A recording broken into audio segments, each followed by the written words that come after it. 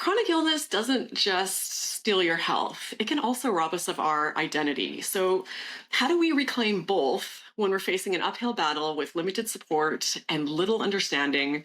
Today, we're diving deep into this topic with someone who found a way out. Hi, everyone. I'm Raelan. If you're new here, welcome. This channel is home now to over 170 recovery stories and counting from conditions like CFS and Long Covid. Stories that are currently part of an ongoing research study to uncover common themes and patterns. Every interview brings us closer to understanding what truly works, and today I'm excited to welcome Rachael, a former athlete, personal trainer, and a mother, joining us from London in the UK. When long COVID derailed her incredibly active life, Rachael was left with no choice but to search for strategies herself to reclaim her strength and her life, and she's here to share all she's learned about recovery and about safe and appropriate movement for recovery and navigating post-recovery life. So let's dive in.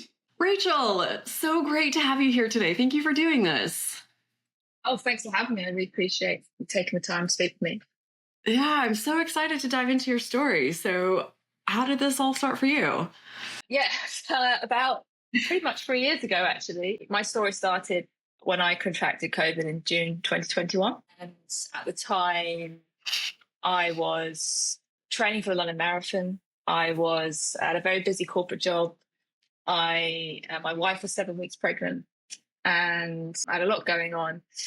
And generally, I was so fit and healthy. I'm an ex-athlete. I'm a personal trainer. I've always worked out. I've always looked after myself. I generally just thought it would have an infection like everyone else does, and most people do, and it will just pass me by after a couple of weeks. And I naively carried on that mindset for quite a while and didn't know much about long COVID, didn't know much about ME, wasn't even looking into it because I just thought that one day I would get better. Because of that, I was trying to live my life normally when I could. Obviously, I couldn't a lot of the time, but I was attempting to exercise on better days only to be sent crashing a couple of days later. And then this kind of carried on, this kind of typical boom bust sort of scenario carried on for probably about 6 months, where I would go as much as I could, and then by the weekends, evenings, have to completely bed rest, be able to go again, and then occasionally just be crashed for a week. And then I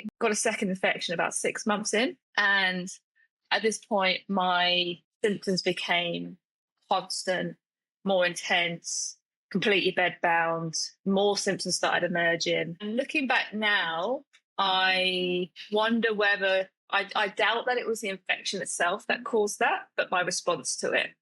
Because at that point, it was 2 months out from my daughter being born, and I was so desperate to get better. And I had so much anxiety around that, and I felt so much shame and guilt at this point, and kind of a realization I probably wasn't going to be better. So I was developing panic attacks at this point. I was so stressed. And then I started looking for answers. And I was just kind of walking through life at that point, expecting to get better. But at this point, I was desperate, and I started looking for answers. There wasn't really many. There was parallels with the ME CFS community, so that's kind of where I started, which wasn't helpful actually. And I remember watching a YouTube of a renowned doctor in this space talking about the comparisons between long COVID and CFS, and basically saying it's the same thing and you can't get better. And that sent me completely spiraling into quite a deep depression. I lost all hope. I generally thought I would never be well again, and that was it for my life.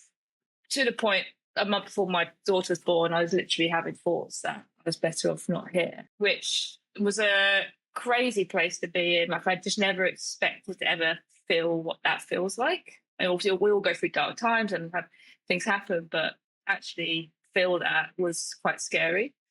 But I got therapy and I got some support, kind of emotional support through that time. And I think I talk about this part of my story because I think, and I know obviously everyone will go through such a life-changing condition like this feels that sort of the what I call emotional symptoms, but we don't talk about it as much. I think we know what the physical symptoms are. We don't talk about the emotional symptoms. And I think I don't know, that's because of maybe a stigma around the invisible illnesses and being scared to because of maybe people, oh yeah, it's in your head, or we know it's not, but we do know, or I subsequently know, there is a huge link between the mind and the body. And naturally, that's why I go, what I said earlier, kind of where I doubt I doubt that the infection caused my symptoms to worsen that much. I think it's probably my reaction to it. So yeah, I mean, that's kind of the first sort of 8-9 months of my illness, and kind of went from bad to worse essentially in that time. I made many mistakes with movement in that time because I didn't know, it was all new to me. I didn't know anything about the condition. So I mentioned already that in that initial phase, kind of trying to train like I used to on better days.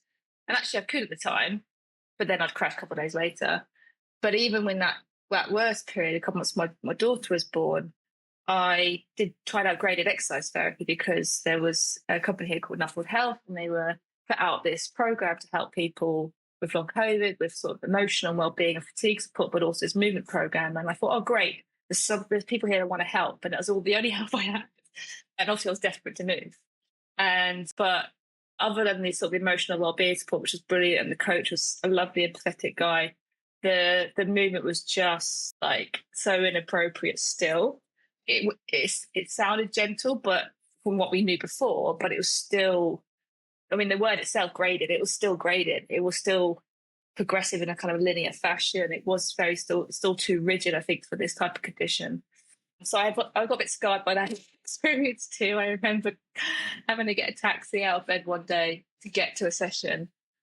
And I was literally in bed 20 minutes before, and then was doing walking lunges in this class. And I was like, what the hell am I doing? And then obviously that wasn't great and sent me into quite a crash. What really stands out to me is that you now have a child at this point. So many people that reach out to me asking, can I do this with a child? How do I get better? So what was that experience like for you, trying to navigate this health condition and the crazy experience of having a newborn? Yeah, it's a good question. I remember people saying to me, like, I don't know how you're doing this. You're this ill and you have a newborn. Like, even just a newborn on its own is exhausting. And honestly, like, because my illness was so intense, that added thing, I call it, I think that's not very nice. That other aspect of my life, definitely more than a thing. It didn't add to the fatigue I was already experiencing. Like, you couldn't add to it. Like, it was so intense as it was. So, but what it did do, it gave me a lifeline. It gave me a reason to keep going. And one of my markers throughout my recovery was, and I kind of recommend people trying to find a marker, not necessarily be like this, but having something that they can look back on. Mine was that no matter how bad I felt, I would always do bath time and bedtime. That was my thing. And there was only a couple of occasions where I couldn't do it, and my wife had to step in and do bath time, so I didn't drop the baby. But if I I had that as my marker, and I just remember over time, over months, and then maybe a couple of years, that how I felt during that evening routine just very, very gradually got better and better and better. And even now, I remember last night thinking, I was putting my daughter down, and I was thinking, crikey, like a couple of years ago, a year ago, I was still symptomatic, and this will still be a struggle at times. So having a marker like that, and she gave me that, obviously, reason to keep going. She gave me that marker. But also, yeah, having a newborn's tough, but it also brings so much joy as well, right? And I think where you can find joy and things to smile at and laugh at is so, so important to recovery. And that's not just in having a child, but it could be watching comedy, chatting to a friend when you can that makes you laugh. It could be when you can getting out in nature and putting a smile on your face, or forcing a smile on your face as you're doing things. But anything like that, I think, is important. So I guess in a nutshell, it was tough, but it probably helped me as well. So where did you go from that point of trying the graded exercise therapy? And I'm hearing about this, just like, it gets me upset for a number of reasons. One, because it's lots of times it is making people worse. Yeah. But on the flip side, though, most people I talk to, we're starting to understand that movement is an important piece of working your way past this. So what did you do from that point of, it had to feel, I would imagine, quite deflating and defeating to be like, I can't do this. I just have to quit. It's making me worse. Now what? What I would say is that those first few months, I was like grieving my athletic self, and I desperately wanted to move. That's why I tried the gradient exercise therapy. I think I got to a point where it was a case of, actually, what, the movement then is actually less important. Whether I'm athletic again is actually not that important anymore. If I can only get 10, 20, 30% better, so I can have some kind of quality of life some of the time, like, I'll take that. But when I did start to recover, and I haven't talked about that yet, how I did, but I'll come on to it. Then I started to get that hope back, and then I started to believe that I could exercise again, and it kind of shifted in the other direction. But to your point, I believe movement is important at the right time, and in that acute phase, when there's really not much let up in your symptoms, it's not appropriate. Only other, even more gentle forms like movement, so things like yoga nidra or gentle breath work, just still forms of movement, but stuff that at this point you're really trying to focus on regulating your nervous system. Where when you kind of come out of that acute phase and you started to notice that there is some kind of healing space, that's when I feel like you can start to introduce deliberate movement. I think the goal for me for deliberate movement in recovery is about keeping your muscles and joints healthy, which doesn't require much. You're not looking to grow muscle, you're not looking to progress, but you want to try to maybe prevent further deconditioning or stop that deconditioning altogether, maybe prime your body a bit better, so when you are able to do more, you're not going to get injured and set back further. There's also a sort of mental health benefit to it as well, right? If you are able to perform deliberate movement without overexerting yourself, you do start to get a sense of self back as well. You start to remember who you once were, what you enjoyed, and it gets that help get that hope back too. There's a caveat to this. I think where movement is helpful for recovery is later on, sort of, I call it towards the tail end of recovery, but also what that looks like is, I'm not going to put time frames on that because it's individual, but that the movement does improve the mitochondrial function of your cells, right? So your mitochondria are your powerhouse cells, and it does that through a process called oxygenation, provides more oxygen cells that they help produce more energy in very simple terms. Now, you might be aware there's more and more research coming out about mitochondrial dysfunction in COVID, and in fact, I had a test through the Long COVID clinic here for a piece of research looking specifically at this, and compared to the control group, my mitochondrial function was low. So I know firsthand that is a thing. So later on in that recovery, I think when you have that create a lot more healing space, you can start to see the difference that movement does have on your capacity. In the same way that other sort of habits or methods for your recovery, you might as well. So for example, I remember trying cold water therapy when I was at that worst period that I mentioned earlier, about 7 months in.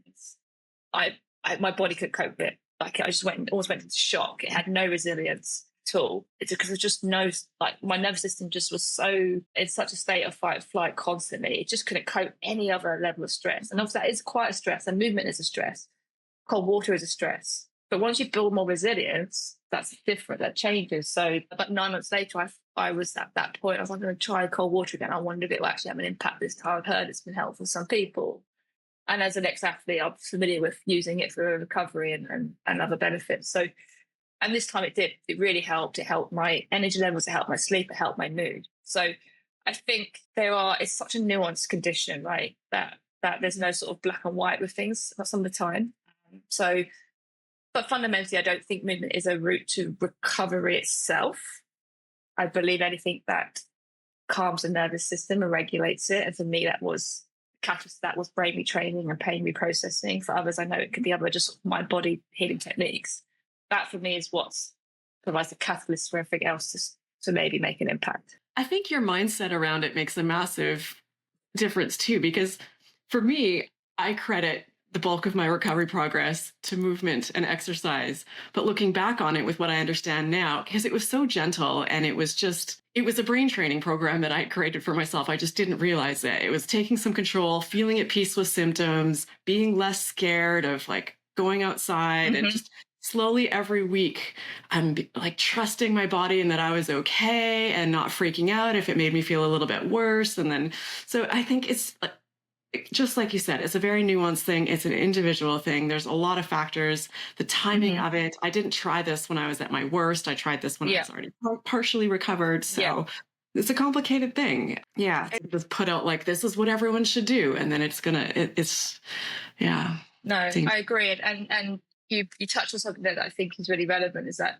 the sort of mind body techniques, the sort of habits that you learn, the message of safety, or they lend itself really well when you're introducing movement, whether that's deliberate movement or actually any activity level, whether it's going back to work, whatever it is. But that kind of those messages that you tell yourself, those things that you lean into to help you with that. I think those tools that I picked up from that, so the programs that I did and the resource I used, I think really helped me when I was reintroducing movement. And when I work with my clients now, I lean on those things too. Because fear is the last symptom, right? It's the strongest symptom, is the last symptom, and it's really, really sticky. So what were those core things that started to pull you out of it and get you to a place where you could start doing movement again? Yeah, good question. This is probably now almost a year in. So this is 3 years ago. I'm free. Well, let's say 3 years in. I'm recovered now. But a year in, I finally stopped trying to work, which I should have probably done from the moment I got sick, but I didn't. And probably because work was really busy, I had deadlines, and I just thought I can't. And I got a baby on the way. So that was the first thing. I actually created some capacity to try and focus on my healing, focus on myself, which I hadn't done at all. And in that time, I joined a sort of gentle yoga group online. I met some people in the community that were amazing, and spoke to a lady that was telling me about the Gupta program. And I was like, okay, yeah, like I was open to anything. And I understood, I understood sort of broadly the principles around mind body connection. So I was like, great, I've got some capacity now. I'm going to look into a program like this. I ended up doing Curable, just because I like the ease of having an app in my pocket. I work in my corporate jobs in technology, so it's lying to me. But that for me was the only thing that started to change the direction. And what was really important, I think, and useful to start, and I know a lot of programs do this, is they really simplify the sort of the neuroscience or the concepts around neuroplasticity and stuff, so that you can understand it. Because I think that's half the battle. If you understand that what this is and how it works, then you believe in it. And then the second part was then listening to sort of recovery stories and case studies on there. And there's one particular one around of a girl that had a knee for 14 years, and she was doing their program, and then a couple of weeks later was able to go for a walk. It's the first time in forever with no problem. So I've told the story before. Once I sort of learned the principle around this, I had this hypothesis that I'd conditioned myself to need to routinely be in bed most of the day. And I'd conditioned myself back in that just after that second infection, where when I was looking for answers, I came across someone else's recovery story who had rotated bed rest with chunks, half an hour chunks of work to get through their day. And I thought, oh, that's a good approach. Can't stop working. I've got a baby away. I'm going to do that. And it's what I realized now is reinforcing to my brain that that's what I needed to do. And actually, I came with the hypothesis that maybe I don't, even though physically I desperately did. I was really struggling. And so I decided that I would run an experiment myself. I'm not suggesting people do this, by the way. Like this is just what I did, and it might not be for everyone. But I decided that no matter how bad I felt, I was not going to go to bed at all. And it was hard. It was awful. Like it was horrendous. I was in so much pain and like debilitating fatigue and headaches, etc. And the first day was really hard. Second day was really hard. And then every day, just gradually, bit by bit, got a little bit easier until 2 weeks later, I did the routine to go to bed. And I was like, wow, that's enough evidence to me. I've just proven to myself that this works. It can work.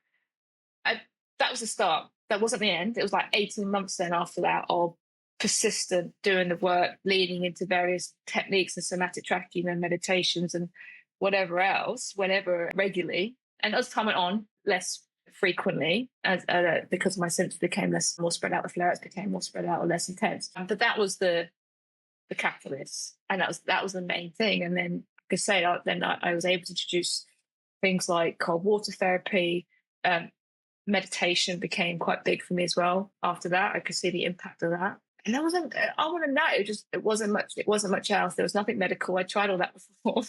And just shortly after that as well, I did do some hyperbaric oxygen therapy, which often made me feel worse before it made me better. But I couldn't read or drive when I started that treatment. And then towards the end, I was driving myself to the session. So it coincided with starting brain retraining, but I think that did have an impact too. It's interesting. The two biggest resources that people share in recovery interviews that help them, one is a book you might have heard of called Healing Back Pain by Dr. John Sarno, which doesn't sound like it should be helpful for long COVID or chronic fatigue syndrome. And then the other one is The Curable. I'm hearing about it more and more and more, which is designed for chronic pain. And it's just, I think really, I point this out because it's good information to know, because the chronic pain world is leading the way in research right now for neuroplastic symptoms and things that can be resolved through brain retraining. And it is benefiting a ton of people and even the people who, like even Dr. John Sarno, who started this ages ago, was admitting later in his career that it was really many more symptoms than just pain. So just, for people watching, if you're not already tapped into this, it's really worth diving into these tools and these books that are about chronic pain, because so many people are using them for recovery from long COVID and ME/CFS as well. Yeah, absolutely. I think that's a really good point to make. You're spot on, because I don't want people to get off and think, oh, it doesn't apply to me because they're talking about it. But actually, it's the principles, and it actually applies to many things. It's understanding that your brain, your nervous system is your control center for everything that happens in your body. Yeah. And I think that's the crux of it. Yeah, and understanding that, yes, we do get injured sometimes, and our body sends signals up to our brain saying there's tissue damage or there's structural damage, and the brain's like, okay, pain, burning sensation. But the brain can also construct those symptoms in the absence of any structural damage, which is, I think, a new thing for many of us to understand, because we think we feel symptoms, we must be really broken somehow, somewhere. But that's thankfully it's the placebo effect. There's another book that Joe Dispenza, his work really resonated with me, and his book, I actually only read it recently, but You Are the Placebo, I think it's quite heavy. So one might not be, if you're sort of early in your journey and you're struggling with fatigue or cognitive issues, it's quite heavy. There's an audio version of it, but his book really resonated with me, and his meditations I found super helpful. A lot of the visualizing things going well and the future that you want and how that feels. That was powerful for returning to movement, and powerful for returning to work, or even like socializing and just re-engaging in life. I went into his meditations particularly, and then even just self-meditation and visualization. That was really helpful, and you can manifest. And I never would have believed this before, but before this journey. But it might sound wacky, but I generally believe you can manifest things because I've done it, and I know other people have done it. Yeah, and there's all these ripple effects from those sorts of activities, because there's also brain retraining involved in there, and it's a bias towards being optimistic, and you put your nervous system at ease, and it takes away some of your stress, and you feel a little bit more hopeful, and you have some more joy, and it's just it's a really powerful thing for sure. So this is incredible. So you right now would you say you're fully recovered, fully past this? I've been probably saying I've been fully recovered now for, well, I don't know when. I think I started saying it sometime last year, but it's the middle of last year. But that I wasn't symptom free when I said that, and I don't think recovery means symptom free for everyone. I think it's individual what it means to you. But for me, it meant being able to get back to work, to being able to re-engage with life. But as time goes on, like there's days when I feel better than ever, and I think it's because of how I optimize my health with the habits that I've kind of adopted. And I mean, I have a couple of things like that goes on still, but I generally believe that because that they've dampened down so much over the few years, that they have to go completely one day. Like it doesn't make sense that they wouldn't, because of how much they've dampened down through brain retraining. So that's why I still lean into stuff occasionally. I don't have to all the time, but try to make meditation a daily habit if I can. And sometimes if I have the odd flare up, which isn't very often anymore and always intense, I'll still go back and watched one of the Pain For You, Dan's video, which I find quite helpful. And usually something like that will get me out of it quite quickly. So I think it's important to be realistic when people watch this and they're looking at recovery stories. So some people, they recover and that's it and great, but you still potentially have to continue doing the work, and that's okay because you've still got your life back. Yeah. For the most part. And I find even to this day for myself, it's a tough thing to define because some days I won't feel well. And I think this feels kind of CFS. Like, am I just run down? I had a really crazy week, but I think the difference is that they're short term. They're alleviated by rest. It goes away. And probably now because we have the tools too to just, okay, I know what's happening. Yeah. I'm not going to freak out and get all scared. Yeah. It's just, this will pass. But yeah, so I think recovery is a tricky word to pin down. So you explained and mentioned a lot of really great things that helped you to get where you are now. One of them you talked about is brain retraining, which can look very different for a lot of different people. So what did that mean, or what did that look like for you? Yeah, sure. So for me, yeah, you're right. It's kind of an umbrella term. I think that there's various different techniques that come within that, and there's very different, I guess, approaches or methods. But I say different, but they all sort of come back to the same principles. So there's formal programs you follow, and I followed the Curable app and sort of methodically went through their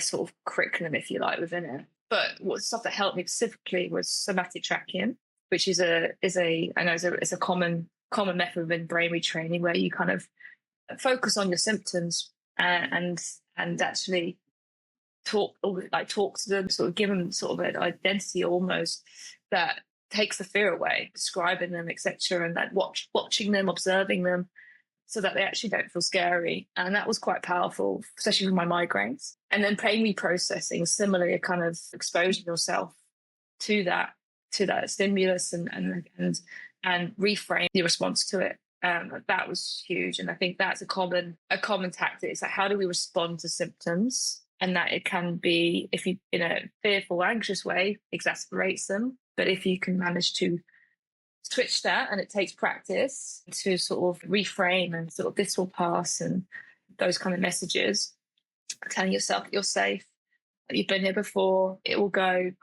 That kind of religious practice, that kind of reframing, super helpful. And then other things, that anything else within that kind of nervous system regulation type bucket of meditation and breath work and yoga nidra, they're not brain retraining per se, but they all link together, right? So that answers your question. It does. Yeah, it does really well. Thank you. And now this has shaped and shifted the work that you do with people and with clients. So tell us a bit about that. Yeah, definitely. So I mentioned at the start that I used to play competitive tennis growing up internationally. Then I went to the States actually on a scholarship to university.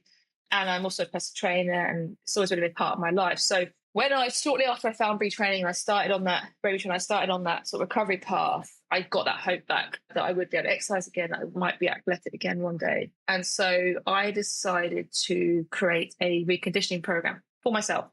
I could do it at that point, but I just kind of, when I am better, this is the program I want to do.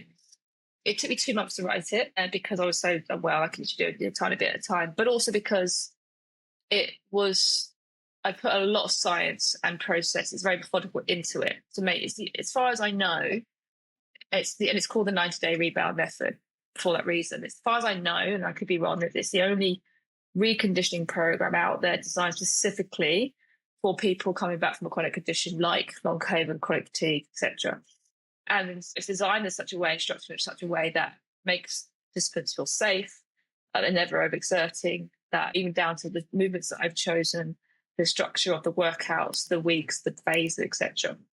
So I created this initially for myself, and then I couldn't do it. So I had to find people that could, that were later on in their journey. And I had some lovely guinea pigs who did it for me and were really successful. It got them back, built back their foundations, and they're able to kick on. You have to be at the tail end recovery to do it. You don't have to be symptom-free, but you can't be experiencing a lot of PEM, symptom exasperation, and you've ideally kind of increased your general activity levels already through walking or any other deliberate type of movement. So yeah, so I then decided, well, okay, I think I might have something helpful here. So I just then form a company called Rebound Athletic, and you can find. I'm sure you can find my details in the notes for this and where to get to me. But so yeah, so I again I started with more clients, but I couldn't do the program myself yet. I was very jealous. I was like, I want to do this program, but I'm not ready for it yet. But eventually I was last year, towards the end of last summer. So that was great.